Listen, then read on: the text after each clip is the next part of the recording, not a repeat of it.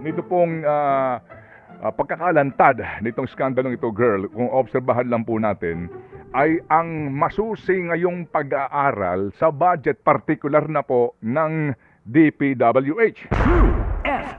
Dahil lumalabas ngayon na sa pag-aaral po ng ilan na mga mambabatas po sa mataas na kapulungan ng Kongreso, mukha pong ilang taon na po tayong pinaglululuko ng ilang pong tao sa gobyerno. So usapin po ng budget ng DPWH. Kasi nga, ako lang po din ay nagtataka, mawalang galang lang po. Ang miyembro ng Kongreso ngayon, baby girl, ay 318, no? Tama, 318. So kung 318 ang mga miyembro po ng mababang kapulungan ng Kongreso, ang bumoto daw po pabor dito po sa General Appropriations Bill, yung ating pambansang budget, ay 287. 12 po ang bumoto ng no at 2 yung nag-abstain.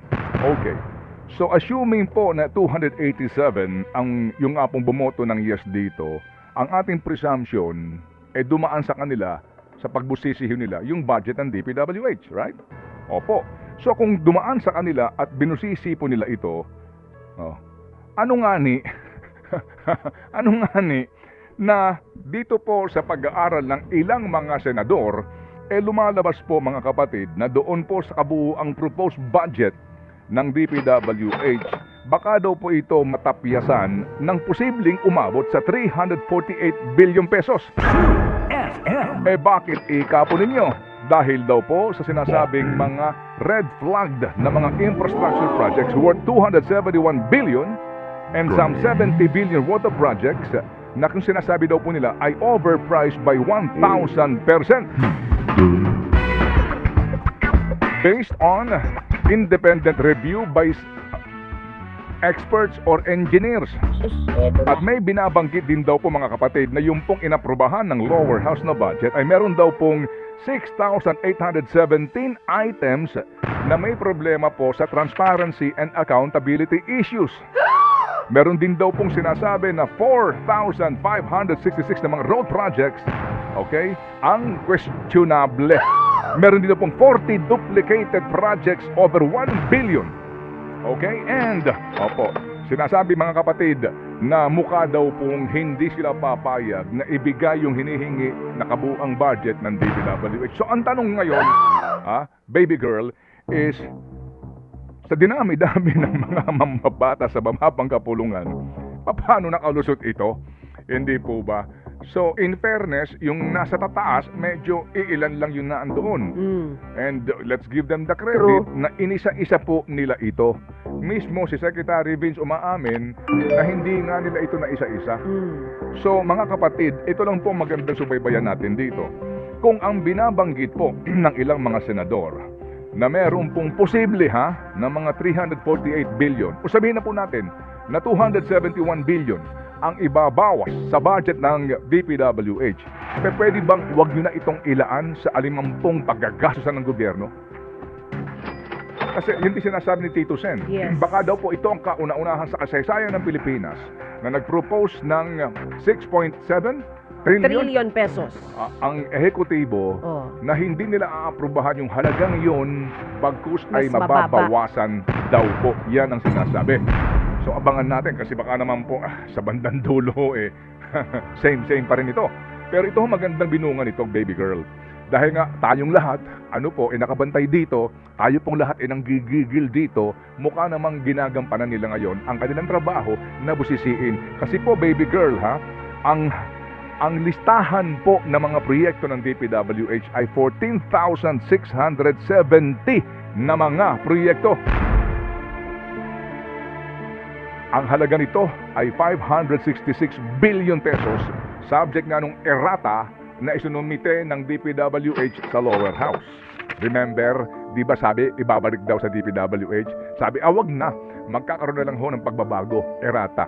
So, ang bilang nito, 4,670 Ganon karami. Dami, isa-isa nila At yun. nakita mo naman yan, girl, di ba, kung gaano kaliliit. Oo, na para bang ayaw ipabasa sa'yo.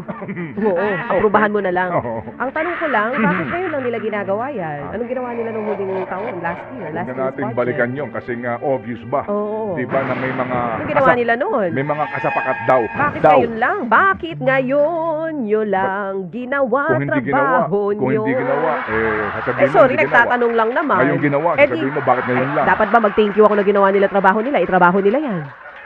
Nagtatanong lang naman din. Di, trabaho nila yan. Magte-thank you ba tayo? Thank you. Okay, antayin natin ha, kung magkano talaga final budget nitong DPWH. Pero- Hindi na sila ang favorite ngayon? So, kung ganyan, baby girl, no, maliban po dito, sinasabi daw pong babawasan. Oh. Opo, meron pa pong ibabawas daw na ilang porsyento sa bawat halaga ng proyekto. Sa presumption na ginawa itong budget na ito ng overpriced na po ng mga halaga. Okay? Sige, so kasi meron tayong mga balita. Sakto tayong papasok ng 6:30 in the morning sa ating News 5, girl? Pero let's all, appreciate itong mga pangyayaring ito. Kung ano po ang magandang binubunga ngayon, ang skandalong ito, ito po yun. Opo, ito na po yun.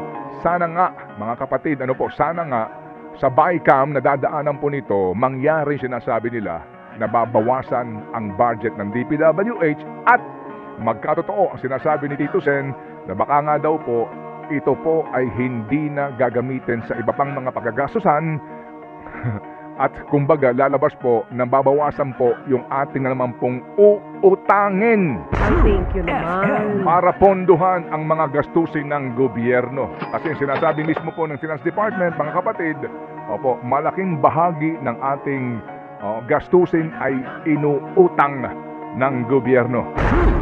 4.6 billion pesos araw-araw ang ating inuutang para patakbuhin ng gobyerno. At lahat tayo may ambag. Tanong Okay. mo lang, magkano ambag mo dyan?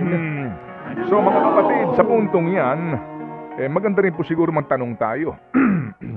Kung yan na po ang naging ugali at kalakaran sa budget ng DPWH for the longest time, ano pa ang silbi nitong kung tawagin ay Development Budget Coordination Committee? Remember, sa kanila po unang dumadaan ito. DBC. So guys, ibig sabihin, kung ano lang ang ibigay sa DBCC, yun na yun. At wala na sila mismo sa kanila pagsusuri kung saan talaga gagamitin ang pera ng bayan, particular po sa DPWH. Doon sa DepEd, di pa ho tayo tapos doon sa 1,700 na target school buildings for this year, 22 lang ang natapos. So siguro ho, maganda rito, magpaliwanag din ang DBM. Kasi Department of Budget and Management. As in, taga-imprinta lang kayo ng budget? Ganun ba yon? Talaga bang yun lang ang papel nyo rito? Pag nagsumiti na po sa DBCC ang isang kagawaran, wala na kayong gagawin na pag-check man lang dito bago ito, paaprubahan sa Presidente para maging NEP at maihatid sa Kongreso? Kung gayon, tanggalin na po natin sa DBCC ang DBM at palitan natin ng National Printing Office. Think about it. Simula pa lang po yan ang programa natin, mga kapatid. Naginit ba ang ulo dyan sa 22 classrooms out of 1,700? Ngayong taon lang po yan, ha? Grabe, layo naman. Okay, abangan po